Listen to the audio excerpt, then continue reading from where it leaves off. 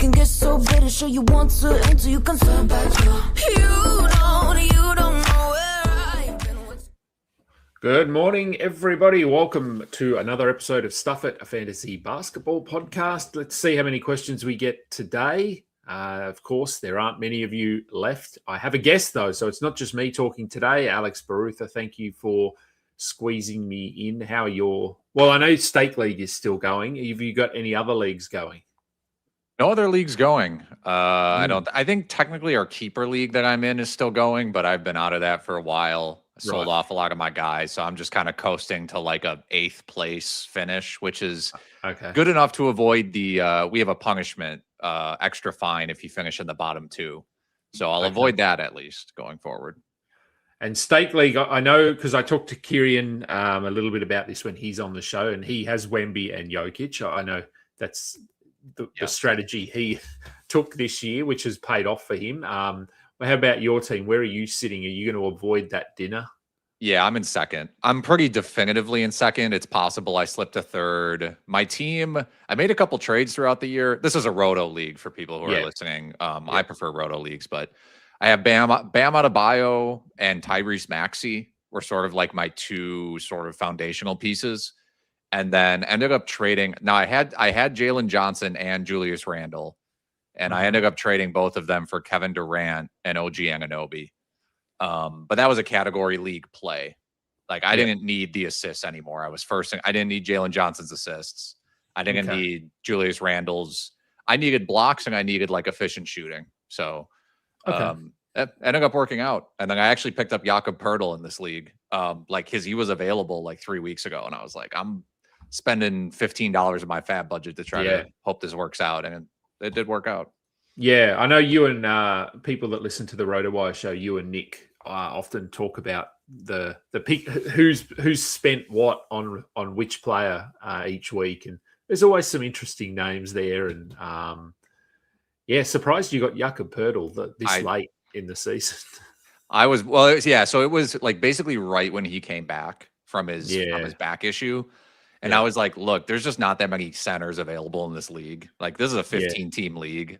You're really scraping the bottom of the barrel if your starting center gets knocked out. And I don't even remember who my other backup center was. It was not looking good. Mitchell Robinson for a while. Like it was I was not doing well. So I really needed Poeltl. Yeah. Okay. All right. Well, we'll get into it. We do have some questions. Just a quick reminder to still like and subscribe and follow, do all of that stuff.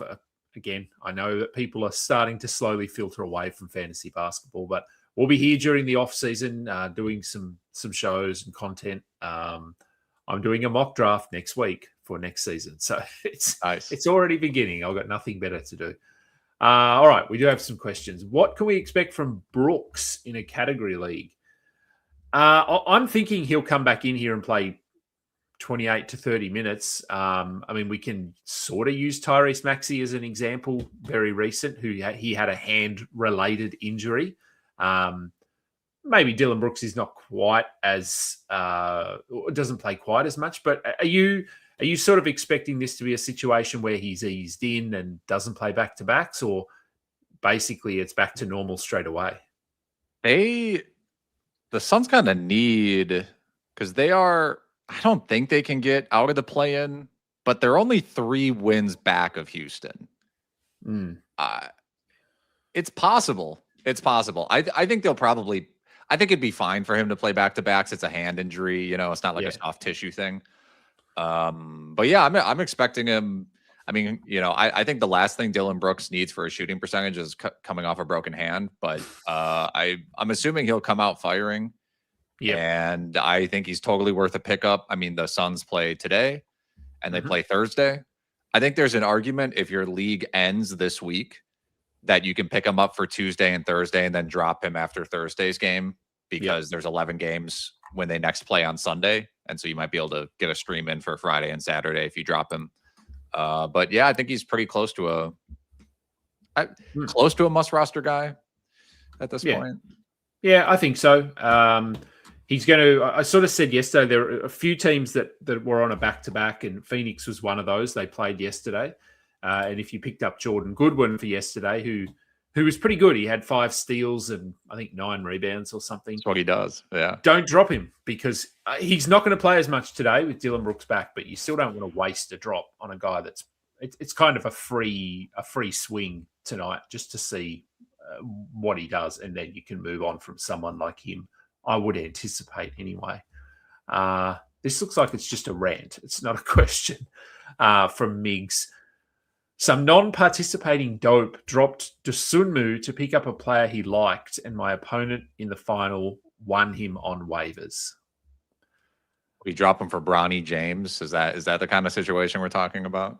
I guess a bigger question here, and I don't know if I've discussed this with you on the show or Kieran or even just by myself, but what are your thoughts on, like, so Yahoo, for example, it often defaults to it plays out the season for even the non-competitive teams. So it'll make if you don't make the finals as such, it'll make you sort of then play off for 9th to 12th. Like, it sets up these matchups with teams that aren't playing for the title, aren't playing for money, but they continue to have them active. So I guess giving them something to do. What are your thoughts on those teams picking up players, being active on the waiver wire if they're not sort of competing for the title here? Should they be leaving those players, or are they within their rights to continue streaming to try and win the matchup? I think theoretically, I feel like the issue is that, like, I don't even think we should have to talk about this, because I think if you are eliminated from the playoffs, your team should be locked. You shouldn't be able to make any moves, you know? And maybe some leagues have losers brackets and stuff like that. You know, we were just talking at the top of the show, like, I'm in a league that has a punishment for if you finish in the bottom 2, and that would stop people from these kinds of shenanigans, because you would just lose a bunch of money if you did that. Generally speaking, again, if there are still standings to be, if they can still affect the standings with their moves in terms of, like, they can move up the standings or move down the standings, then I guess it's fine to make moves. I just think in practice, this is just not something that should really be done.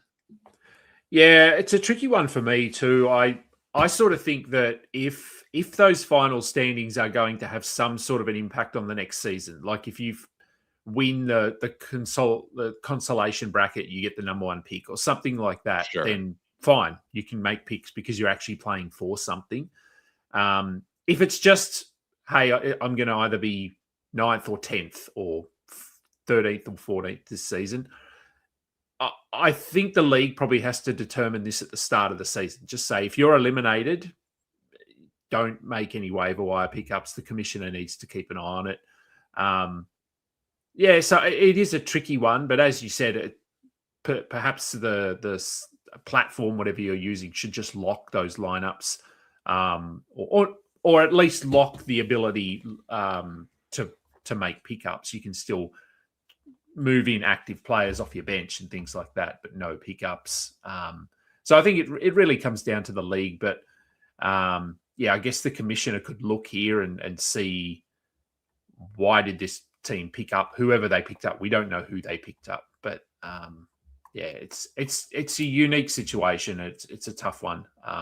Miggs had a nice seasonal Paul Reed day. It was Paul Reed day yesterday, so won't be today, I don't think. No, not with Darren back. No. Who do we prefer for 3 games for the rest of the week? Brooks, Clifford, or Julian Champagny?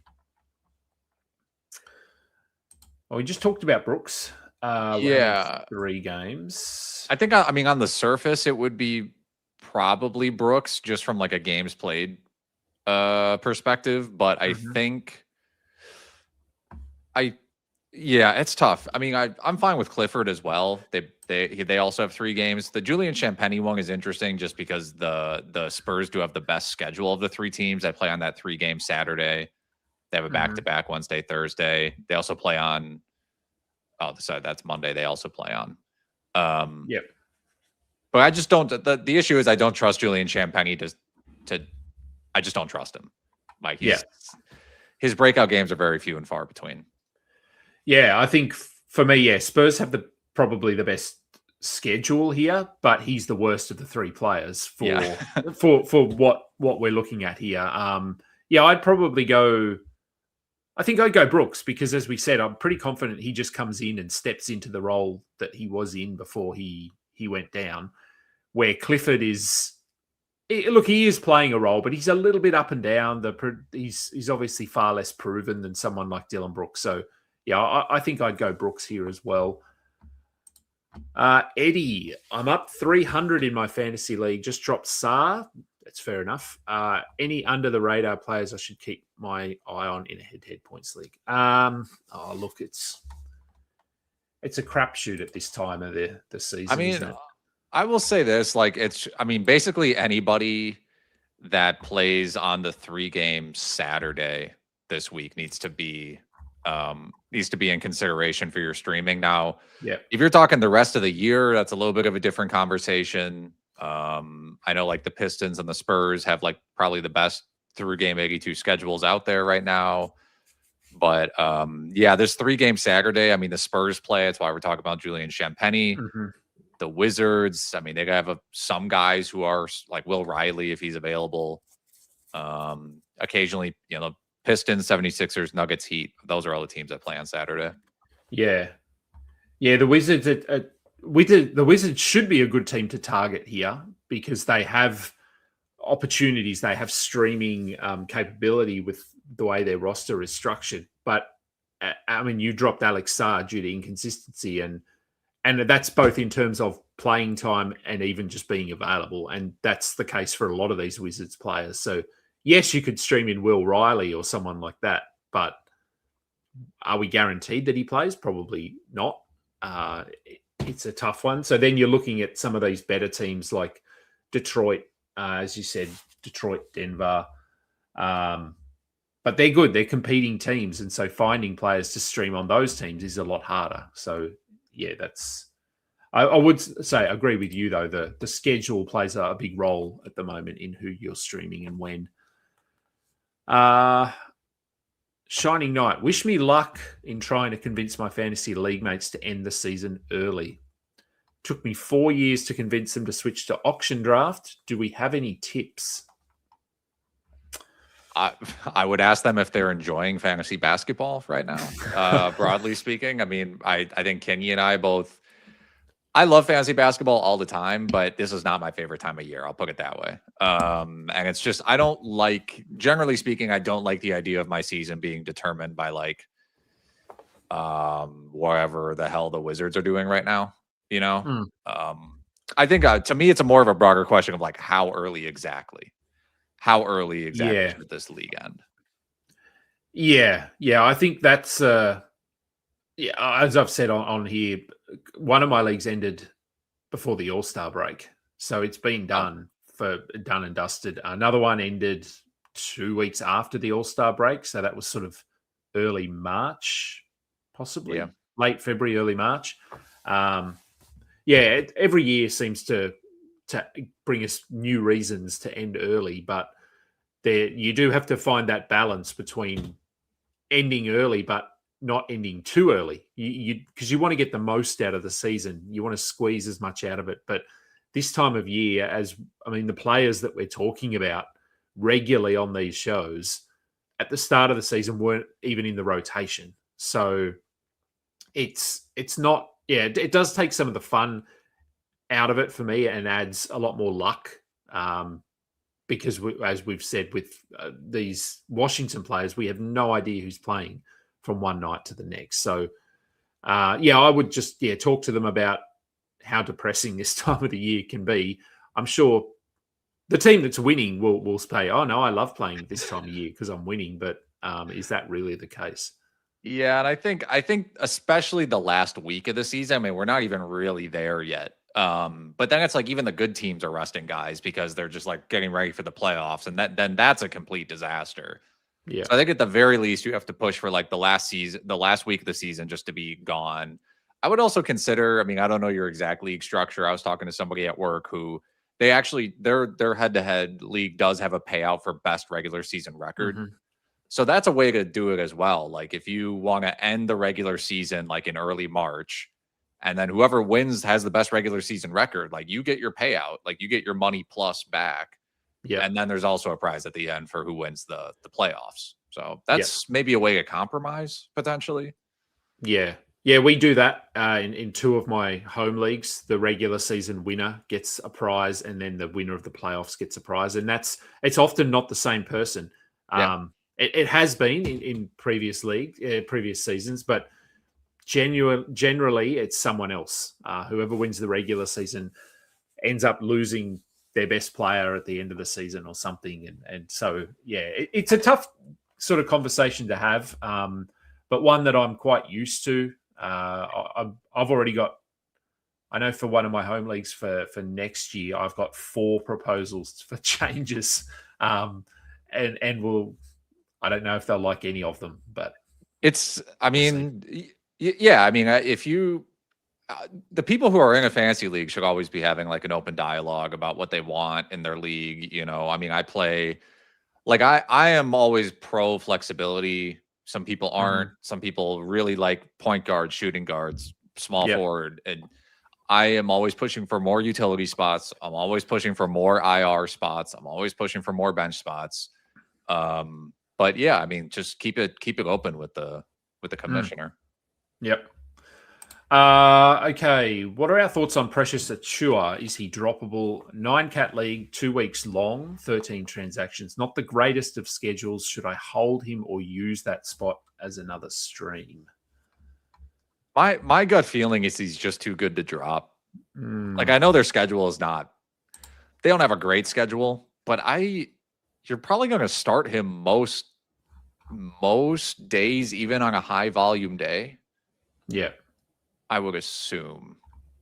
Yeah. I'm with you. I don't think I'd be dropping him. I think, as you said, and this is a perfect example of why this time of the year is not necessarily a good time, because Precious Achua is not that good, but he is in the context of the Sacramento Kings, and he's been arguably their best player over the last month. I think you just have to hold him, because there's really no indication that he's going to be resting yet, or being shut down or anything. I think he just plays 30 minutes a night for the rest of the season. So I think I'd be holding him and freeing up a spot somewhere else.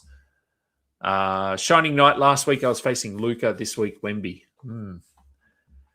Yeah, it's I have no idea where they are at in terms of their games played. Because with the whole 65 game rule, I know that there were quite a few MVP candidates who were either not going to hit the mark of 65 games or were very close to it. Yes, do you have that? I do. So Luka's at 62, so he's probably going to get there. Wembanyama's at 60. Okay, and the Spurs have 2, 3, maybe 8 games remaining. So 7 or 8. Yeah. He's kind of close. They're both cutting it a little close. Yeah. Okay. San Antonio. Yeah, so San Antonio have 7. Oh no, hang on. That's 1, 2, 3, 4, 5, 6, 7. Yeah, 7 games remaining, and he's at 60. So he has to play 5 of the remaining 7 games to hit that mark. Now, obviously, he doesn't. Is there a minutes cap? Is it they have to play over 20 minutes, or? I think there is, actually. I think it might be 65 games of at least 20 minutes or something. Yeah, I think that is. I can't remember. I'm waiting for the annual Mikal Bridges 30-second game where they just play him to keep his games played streak alive. It's got to be coming. What have we got? Okay, here we go. In the semis in a dynasty league, my opponent, who is in first place all year, appears to have a cheat code. He had active players on Monday and many that were on IL. We have 6, and IL plus also 6. So 6 IL and 6 IL plus. Is that what that means? Maybe 12 IL spots. That's a lot. Okay, I don't think this is a question. I'm just seeing if there's a follow-up. Oh, hang on. Here's another part to it. Now today, all the players that played yesterday are in IL and IL plus, and the inactive players are now active. Okay, I don't know how they would be doing that. I don't know how you would be moving a player to an IL, like a player that played yesterday into an IL spot without them being injured. Yeah. I don't know how they would be doing that. So, well, I hope your commissioner can figure that out. I don't know. I'm not sure how they're doing that, but okay. Do we think Paul George will sit the back-to-back this week? I think it's certainly possible. Yeah. Because he's coming off well, now I don't know. They need, I think in plenty of other cases he might, but their wins really matter from here on out because they're 2 wins down of tying Atlanta for the 6th seed, which would bring them out of the play-in. And because he's played, he hasn't played a back-to-back this season. I thought he played one. Makes it tough. I think history would say he's not going to, but I think it's actually, now that I'm thinking about it more, given where the 76ers are, they might actually try to push him to play it. Yeah, I think they might too. I'll just having a look, and both games, the back-to-back, it's against the Timberwolves and the Pistons, so 2 tough games. But as you said, they need to keep winning if they want to try and get out of the play-in. Maybe they sit him. Maybe they sit him tomorrow against Washington. Possibly. Yeah. I wouldn't predict that, but if I was them, I might be thinking that way. And if you look at the play-in this season, it's tough. Like all 4 teams in the Eastern Conference play-in could hypothetically win. Sixers, Magic, Heat, Hornets. I mean, Hornets are, I know they've lost a couple in a row here, but one of the hottest teams in the league. Orlando just seemingly underperforming. I don't know if they're going to do anything in the play-in or playoffs, but yeah, Philly are obviously trending in the right direction, and Miami are always just a team you don't want to face. They tend to win when they need to win. All right. Lake Show, baby. In the championship this week, since Duran is back, would we drop Reed for Gary Trent? Oh, a Bucks question. I like that. On principle, I try not to roster Gary Trent. But the thing is, Beef Stew is still out. So, there's still going to be like 15, 16 minutes a game for Paul Reed. So your question is like, is Paul Reed going to get more, fantasy points? Like, is he going to outperform in 16 minutes what Gary Trent's going to do in 29 minutes? And I think it's possible, but Trent does have like the better situation. Yep. I'll put it that way. Yeah, maybe it comes down a little bit to the categories you need. I know that's always the cop-out answer, but they're very different players. Gary Trent is basically threes and maybe steals. Paul Reed can get you rebounds, blocks. He's efficient. So what categories do you need? The Bucks are also on the first night of a back-to-back. So if you were to drop Paul Reed tonight, you potentially get 2 games of Gary Trent. Alternatively, you run with Reed tonight and then drop him and pick up Trent for tomorrow. But yeah, I certainly don't have a lot of trust in Gary Trent or the Bucks. But as you said, Isaiah Stewart is not back yet. He has been ruled out for tonight. So Paul Reed should still play 18 minutes, I would think, something in that range, and that might be enough.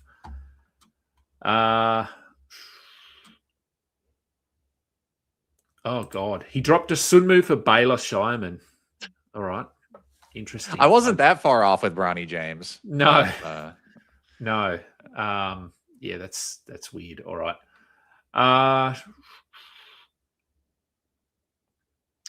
So this is, I think, just someone commenting on what we were talking about. In our league, we lock teams that aren't fighting for first, second, third trophies. So teams in the final and third place game play or can be active. Everyone else is locked. And I think that's fine. If you set that from the start of the season, then everyone's aware of it. So I think it is a discussion that you probably have to have as a league with the commissioner on what the protocol is at this time of the season. Yeah, I think if you're not playing for, if you're people who are not in a position to play for money probably shouldn't, like, the difference between fourth and last in your league is, it doesn't matter. Or I should say probably fifth and last, because the third's playing four or whatever, but it just doesn't matter. So I like your setup there. What's our feeling on Gafford? Been very inconsistent as expected, but with Bagley, Marshall, PJ all out, surely he has to have a good game. Still only 24 minutes last night. Yeah, look, he's not playing more than around 24 to 25 minutes. I think that's pretty clear. But with those guys out, yeah, I think he's worth picking up. Yeah, assuming I mean, he plays as well. Yeah, because they play tonight against the Bucks. Great streamer for tonight based on that. The thing his play, I would argue, has not been inconsistent. The inconsistency is just he's always hurt, right? So he's going to play tonight. It seems like he's not on the injury report. The only issue is they don't play again until Friday, but 2 days off, he might play again. I like him as a pickup. I mean, when he's out there, he's putting up, past 9 appearances for him, 17 and 10 with 2 assists and a block, 34 fantasy points. I mean, he is playing really well. I think you could argue he's playing much better now than he was to start the season. So I guess my concern with him is that the most recent injury is a new injury. So it was his ankle for the whole kind of first 3 months of the season. Now it's a shoulder injury that he's been dealing with. So that to me is just a little bit of I don't know, a bit. I'd proceed with caution when it comes to him, because it could get to a point where they just go, you know what, you're done for the season with a shoulder injury. So, but yeah, for tonight, as you said, only 7 games.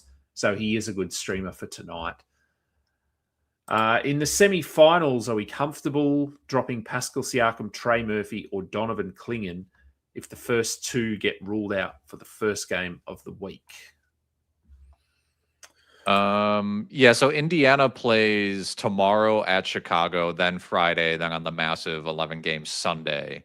Yeah. And then the Pelicans they have a Thursday, Friday back-to-back, followed by this Sunday slate. If it's only your semifinals, see, that makes it a lot tougher.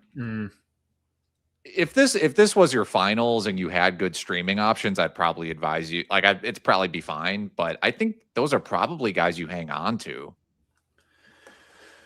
Yeah, I think so. Clingan, I know the Blazers have a really bad schedule, obviously, with only 2 games this week. But Clingan is healthy and playing, so I'd be holding him at least. They play tonight, I think, don't they? Tonight and Thursday, which are low volume. So you'll be in your lineup. Yeah, so hold Donovan Clingan. As for the other 2, I don't know. The paces are kind of weird. They went through a period where they were resting everyone, and now a lot of players seem to be available. I think there's only Jarris Walker and Aaron Neesmith are out tonight. I think. Yeah, 2. They've kind of guaranteed themselves. Sorry.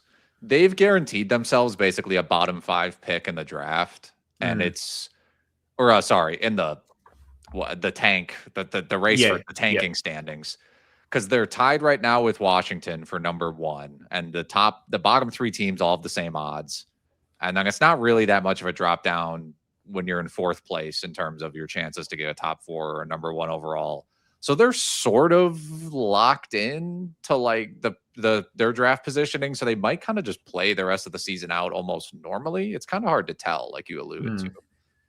Yeah, they are a tough one. And the Pelicans, much the same. They just playing to win, even though wins don't mean a lot. They're just, I guess they're trying to prove to the fans that they can be a good competitive team with this lineup, because this is their lineup. They don't have their draft pick. So either that or just showcase these guys for off-season trades or something like that. Yeah. This is sort of just a general, I guess, strategy-based question. How do we properly prepare for next season's draft? Do we watch how every single team is doing, or do you go off rankings? or do a lot of mock drafts. Felt like there was a lot of content that came out and comes out every year, but I don't know what to focus on in order to be most effective. You're correct. There is a lot of content that comes out during the off season because we have nothing else to do. So we do preseason content. What would you focus on? Yeah, I mean, rankings are fine. We all put out our ranks, but as we know, ranks aren't the be all and end all when it comes to fantasy value because they're skewed by players that are really bad in certain. I mean, Giannis is always the one we go back to. Player ranks are very different to sort of we project him as a top 6 pick or something, top 8, whatever. But his player rank at the end of the season is 95th or something like that. So they don't line up. I do a lot of mock drafts personally. That's just because I like doing mock drafts. I think it gives us a good idea of, and player ranks are one person's opinion. If you do enough mock drafts and you watch enough mock drafts with analysts and listeners and readers and things like that, I feel like that gives you a good idea of where players are actually being drafted, not necessarily where they're ranked, but where are people taking player A? I mean, any strategies from you specifically? Obviously, like knowing your league type is part of your conversation. Whether or not you want to punt is part of your conversation. Mm-hmm. I think generally, like, because this is not fantasy football where everybody's essentially playing in the same league type, you know. So, like you alluded to, rankings are not going to be as static. I think if you are just generally like, what kind of content do I look for? What's going to help me the most if we're taking like a broad look at things? I think analyze it, like seeing what it's very like the sleeper bust content. That's always the content that just performs the best in general, like from a content creator perspective, like every sleeper and bust post, people love those.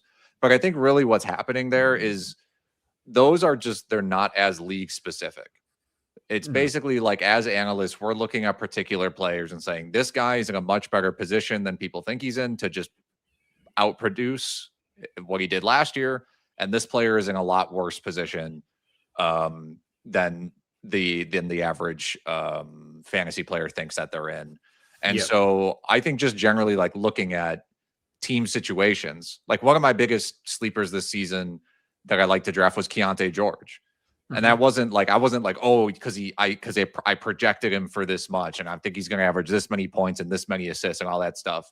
It was all qualitative analysis of just like, he's the only point guard who I think can shoot and score and pass on this team. So I think that kind of analysis generally will like help you draft a team that's competitive more than like laser focus on projections. Yeah, and I think, I mean, we all have our own strategies that we adopt in whether it's an auction draft or a snake draft. Auction drafts, as I said at the top of the show, in your stake league, Kirian went stars and scrubs. He went with Wemby and Jokic, and so he invested 80% of his budget or whatever it was into 2 players. But then I'm pretty sure he got Con Nipple cheap. Bunch of rookies. Yeah. And so he struck gold with those guys, but that doesn't always work. You, on the other hand, go very balanced. Usually, you're a fairly balanced team, and you don't tend to sort of bid on any of those top level kind of top 5, top 6 players. But both strategies can work. So there's no fail safe or surefire, strategy here that's definitely going to win. I punt in all my leagues. Some of them I did really well in, a couple I didn't. So there is an element of luck as well. But yeah, look, I would just say listen to the mock drafts, participate in mock drafts, continue listening to the shows that I know certain like RotoWire kind of slows down the content for a little bit there.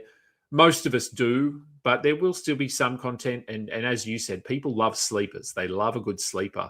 And yeah, you were very high on Keontae George this year. I remember that. And that turned out really well. obviously. Well, apart from the missed games. And Yeah, I mean, that was just, I could say the same thing about Alex Sarr. That was the number one Alex Sarr fan probably on planet Earth, other than probably like his mother and father. But I mean, I'm gonna do when the season's over, I'm gonna do a bunch of review content as well. Yeah. Like what did we get right? What did we get wrong? Like what is going on in fantasy basketball? You know, like what stats correlate with fantasy value, and can we predict injuries and stuff like that? So yeah, I have my own sort of, you know, like rules for drafting and what I like and what I don't like. But yeah, I would say just like, don't get too hyper fixated on like, is this guy going to average 5.7 assists or like 6.3 assists? Like, yeah.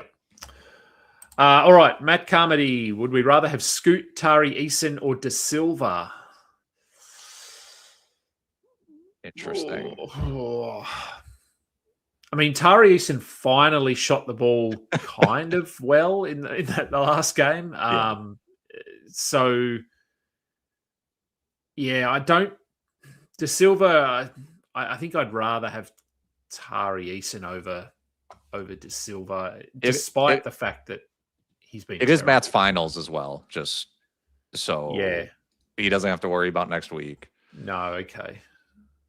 Because Houston has 3 games. No, 4. Houston has 4 games for the rest. So does Orlando. Yeah, and Portland have 2. So I think we can eliminate Scoot. De Silva or Tari Eason? Probably just De Silva. I have way more confidence in De Silva than Tari Eason at this point, unfortunately. Yeah, who do they play? Utah. Yeah, I think Eason obviously has the higher upside, but he's been so bad for so long. Yeah, okay. Yeah, let's go De Silva then. Do I use a drop today on Paul Reed for Jamal Shed or Sandro Mamukelashvili?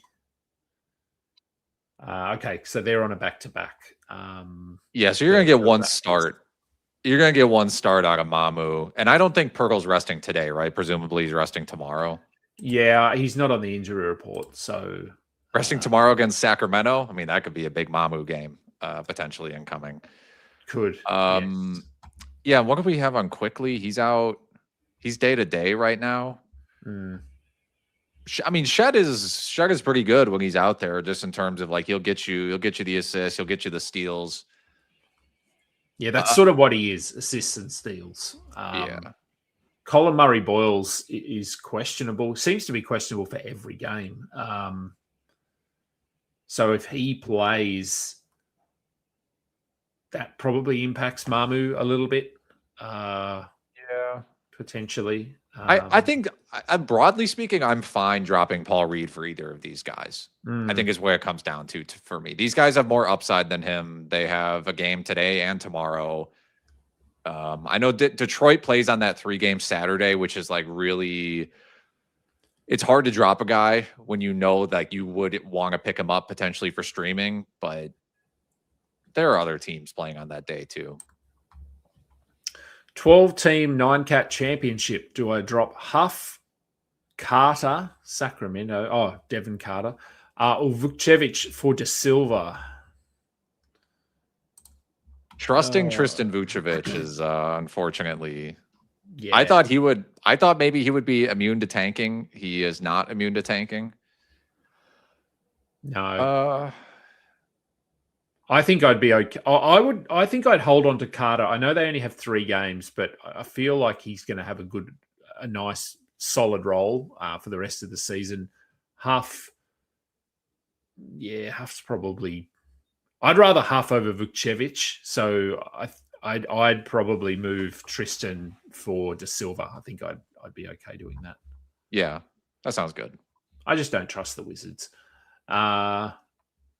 Another one. Ooh, Gary Trent and Tristan De Silva. I'll go De Silva. Yeah, it's not even close to me. I know Trent's coming off like one of the best games of his entire life. I just don't care. Like two games before that, he scored 0 points. I'm just not that high on Gary Trent. Yeah, Yeah, he's a good example of if your finals it now. Our final, the two teams in the final don't have a first rounder. Giannis and Cade, both out, probably out for the rest of the regular season. So, yeah, it's the time of year we're in. How to play a smart end of Roto season? Here's a Roto question. I'm in first place with 30 games more than second place to leave few games for the last two heavy days of the regular season. So are you doing a games cap format?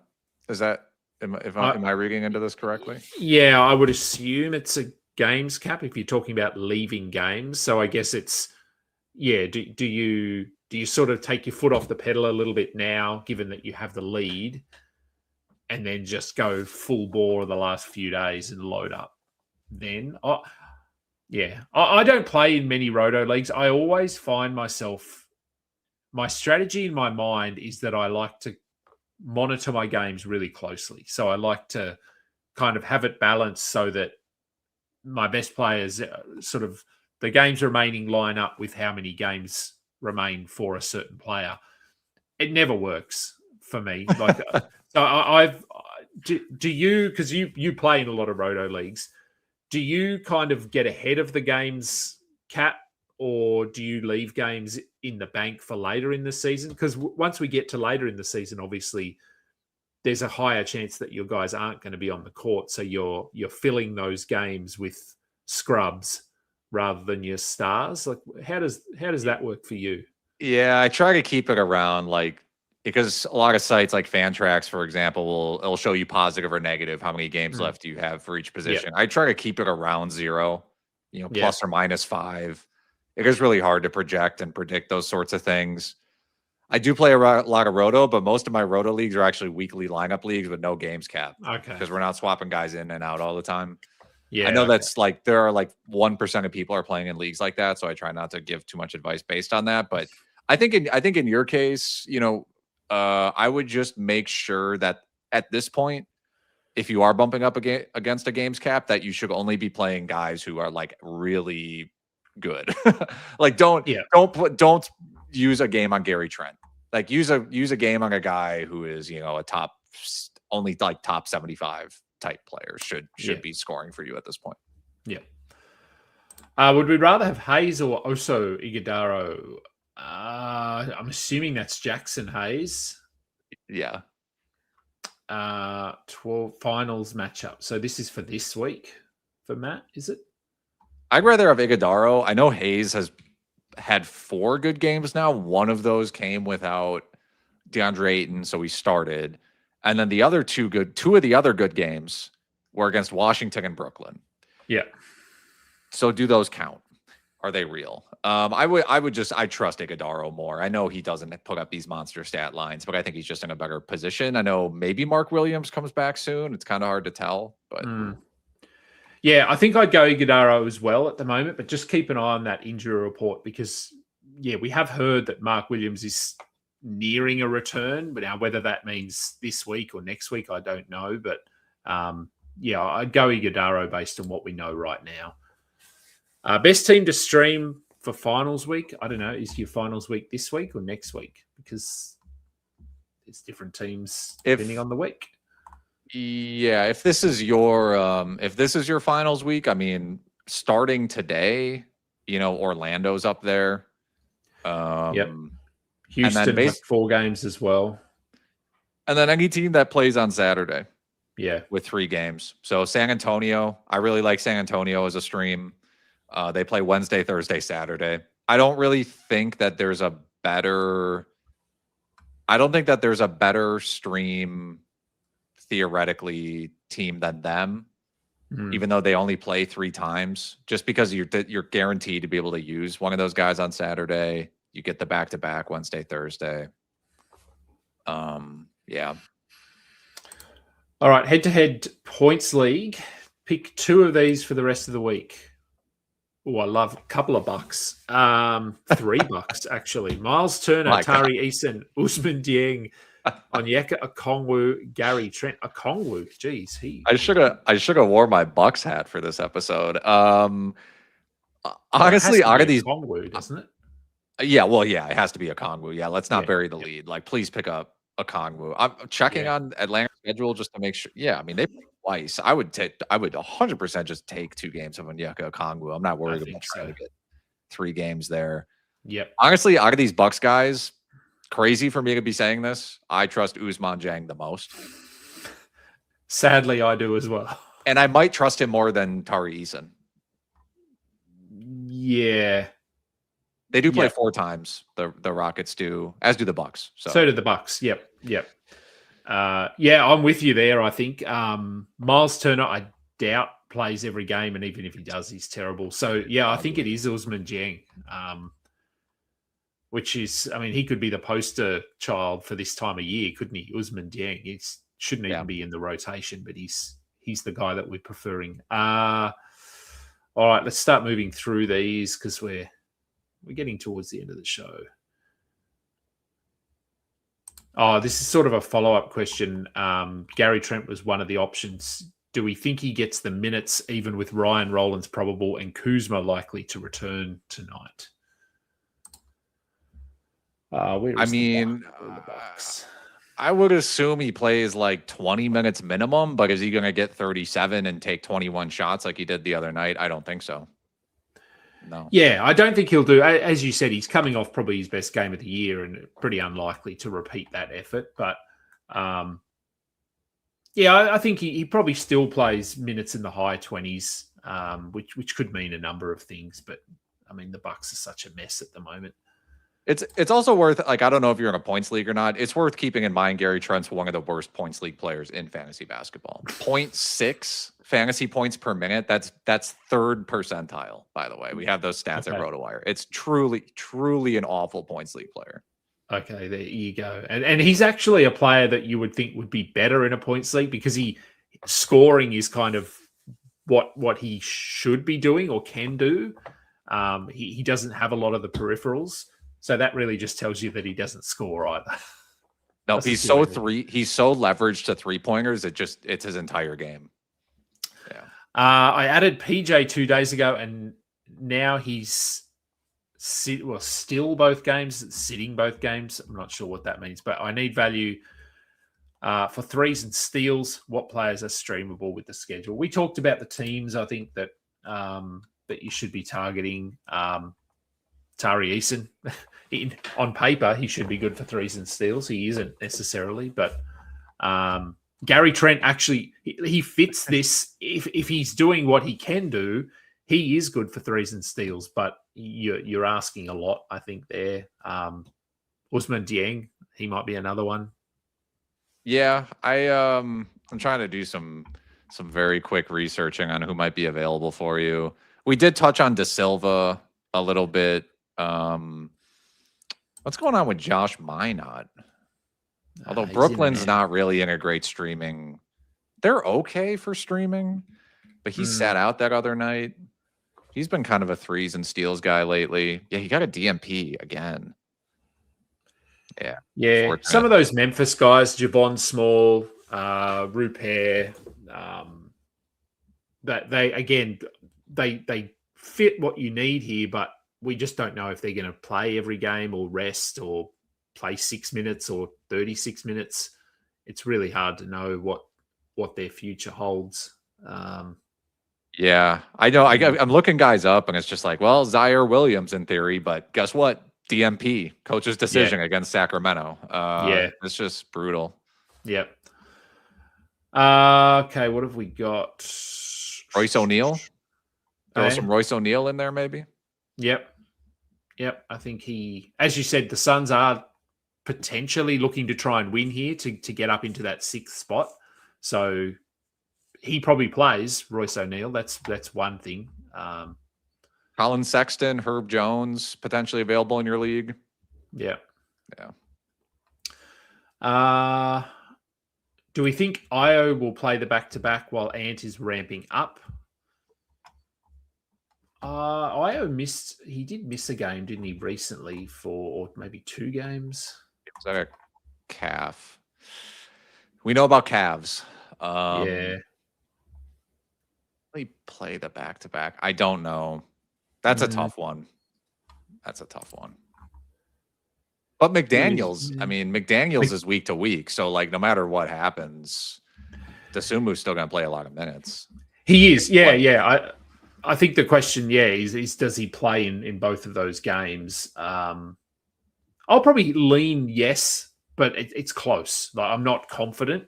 I'll go yes because McDaniels is out and they want to keep winning, but I'm certainly not confident. Would we prefer Pat Spencer for the back-to-back tomorrow and Thursday, or grab a stream for tomorrow and Friday, Leonard Miller or Nick Clifford? I think I'd rather Miller or Clifford. Yeah. Tomorrow, probably. Friday. Oh, yeah. Okay. Yeah. Pat Spencer just hasn't done. No, he'll have his game here and there, you know. Yeah. But Clifford, we know what Clifford can do, which is he can pick up numbers. So I think I'd rather have Clifford, and I'm fine with Leonard Miller too, but Clifford would be my priority here. Yeah. Yuri loves the preseason mocks. Don't worry, you'll be getting a message from me. Curious to see how the analyst preseason mock from this year stacked up versus reality. They're always interesting to look back on, those preseason mocks, and to see where people were being drafted. So we'll be doing that sort of stuff. All right, what have we got? Let's move through quickly. Yeah, that'll be that's a really good idea, Yuri. I should pull my mock draft. I think I tweeted every single one of my mock draft teams, if I remember correctly. So I can probably pull all those and then see how those ended up. Yeah. And look back on it and go, what the hell was I thinking? When I exactly. Yeah. All right, 12-team points league. Cater is back tomorrow. Should I drop Goodwin or Hayes, or should I drop both, activate Cater, and pick up Julian Champagny for the Saturday game? I don't like the latter option. Picking up, because Goodwin and Hayes, I just don't think I trust them enough. No, they do both play tonight. Goodwin and Hayes, they're both. So I wouldn't drop them now because you're going to get 2 more games out of them. But as soon as, I don't know what platform you're using, but as soon as their game starts tonight, I would consider moving on from them and picking up, Cater and Champagny, because Champagny does play on that Saturday, and Cater was only out for rest. There's nothing going on there. So, I'd be okay with that. Speaking of the Saturday stream, Dylan Harper, Julian Champagny, or Tobias Harris, who would we rather? I'm partial to Dylan Harper. Tobias Harris is dealing with a hip injury. Well, actually, Tobias Harris might be he's probably the best option. We'll have to see what happens with the injury, though. But I would go probably Tobias Harris, Dylan Harper, and then Champagny last. Yep. Yeah, I think so. Harris, I know he gets sort of clowned on a lot, but he's very solid. He stays in his lane. He knows what his game is, his role. But without Cade, Cade is continuing to miss games, they need him to be doing a little bit more. So, I think I'd go Tobias Harris. If we get to Saturday, who did the Spurs play? They play Denver, so they'll probably have most of their guys available. But obviously, if Fox misses a game or Castle or something, then you probably go with Harper. But assuming they're healthy, I think I'd go with Tobias Harris as well. Would we turn Guy Santos or Kyle Filipowski into a streaming spot? Concerned about Curry's return and Filipowski only getting 25 minutes a game. Latest update on Curry was that I did see it. Oh, man, there's been a ton of injury stuff. Where are we? Where's Steph Curry? Curry's out at least 2 more games, so he's not going to play Wednesday and is considered doubtful for Thursday. Okay, so he has practiced though, so he's nearing a return. So their next game would be Sunday against the So I wouldn't move on from. It's a 2-week finals. I'd hold Santos for the back-to-back, for the Wednesday, Thursday back-to-back, because Curry, I doubt Curry plays in those games. Yeah, and Santos is actually not really the guy I'm worried about with Curry coming back. Moody's done for the year. Yeah. I'd be more worried about like Pajemski and Melton and maybe like Will Richard. You know, like I think Santos is just too good to bench at this point or like to really pull minutes from. And Filipowski's a tricky one. He is only playing, minutes generally in the mid-20s, but he's still doing a lot in that time. He's putting up numbers.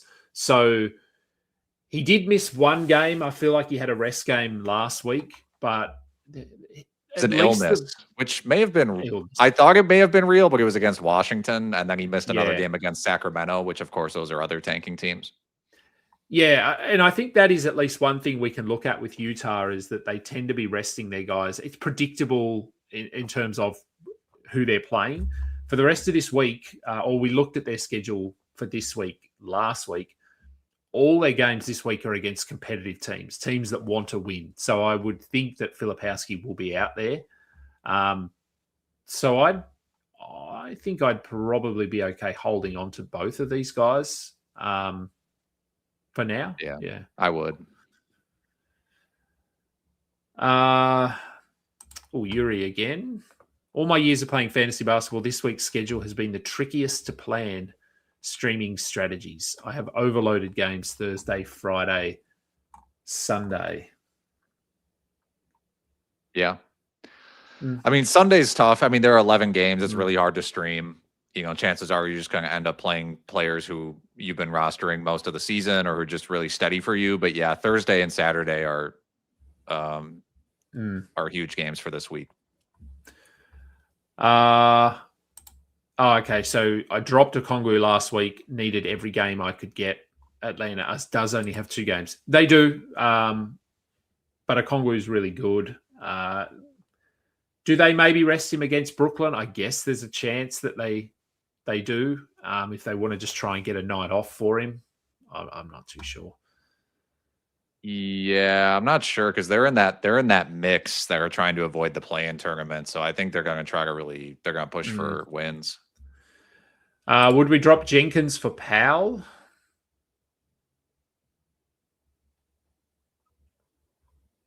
For Powell. Interesting. Norman Powell? Not Drake Powell? No, I would assume it's not Dwight Powell either. So it's hopefully it's Norman Powell. No, I'm totally fine holding Jenkins. Yeah. They have a good schedule. He's playing really well. I would just hold him. Yep. Leaning Jeng, figured Miles might sit on the back-to-back. Yeah, I think Jeng is the right call there. All right, we're right down the bottom now. Very good. Do we drop Plowden, Shed, or Dylan Carter to activate Dillon Brooks? Villain Brooks. I wonder if that's a typo or I actually like that, Villain Brooks. No, I think it is. Yeah, no, I think he meant to write it. So Villain Brooks, I like that name. No, I don't know. You probably should activate Dillon Brooks, who I don't think I would drop Devin Carter. I think he still has too much he has too much juice still. He's doing a lot. Yep. So it's kind of between Plowden and Shed to me. Plowden had his worst game. He was really due for a bad game. Really is kind of just a points guy. I think I'd be fine dropping Plowden. Yeah, if you don't need assists, then I'd be okay moving on from Shed. That a lot of his value lies in the assists. So if you don't need assists, Shed, but otherwise, I think I'm probably okay with Plowden as well.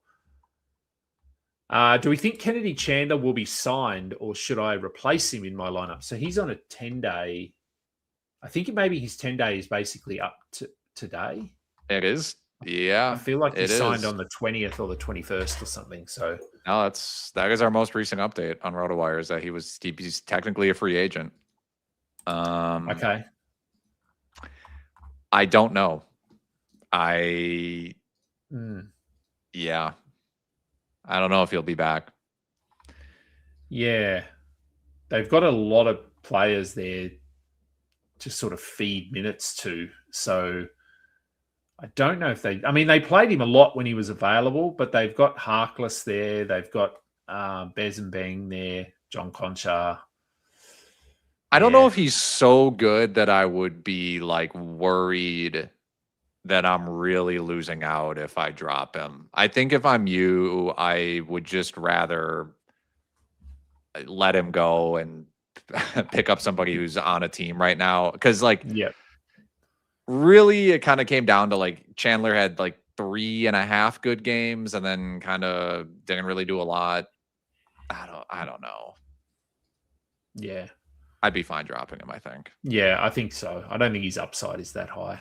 All right, and we're going to finish on a great question for this time of year. Is Taurean Prince a play for this week? Man, the fact that the Bucks are having to feed him minutes is sad. Purely for schedule reasons, yes. But in practice, I don't think he really needs to be rostered. No.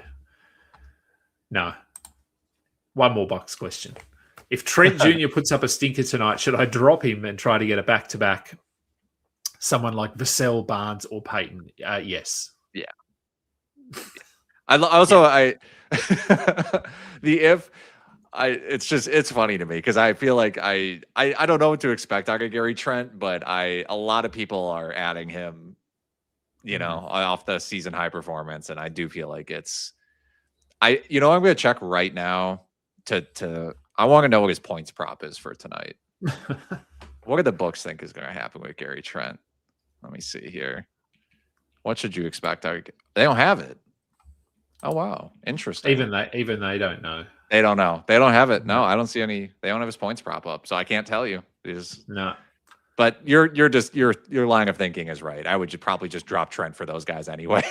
To be honest with you, after tonight. All right, we will get out of here. I'm just checking injury news very quickly to see what's come out while we're. LeBron James is questionable tonight. So if you have LeBron, just keep that in mind. Anyone else of note? Yeah, Cater is back. Tatum is back for tomorrow's game. That was predictable. Norm Powell is out tonight tomorrow night. Sorry, with an illness. Maxi available. Yeah, Wizards are all questionable. Yeah, that's why we can't trust the Wizards. Leaky Black, Alex Sarr, Trey Johnson, Bilal Coulibaly, all questionable. Julian Reese, who knows? Anyway, fun times. There we go. Matt thinks the Bucks are going to get the win tonight for their Hall of Fame coach. That's true. That's true. He just got nominated to the Hall of Fame. He did. All right. Thank you, Alex. Good to have someone else to talk to, not just myself. RotoWire shows, is this the last week or have you got one more week of those? We're doing a Friday show, I believe, and then probably a Monday. And then it's going to be, once the regular season over, it's going to be sporadic during the playoffs. Yep. I'll continue to do these shows for the rest of the regular season. And then obviously once we get to the playoffs, things will slow down. But as I said, mock drafts are coming. So if you are insane like me and you want to follow along with some mock drafts, maybe I can get Alex to participate in one. We'll see. I might be able to get a few of the RotoWire guys if the shows are slowing down. Appreciate everyone, all the questions. As we know, this time of year is very hit or miss when it comes to content and questions and players playing. So really appreciate it. Follow Alex at Barutha Alex. I am at Adam King 91. Go and give this video a thumbs up and please download the audio versions, as I always say. He is Alex. I'm Adam. This has been Stuff It, a fantasy basketball podcast. Find the button here. We are done. You don't know where I've been, what's going on inside, where the monsters like to come alive, come alive.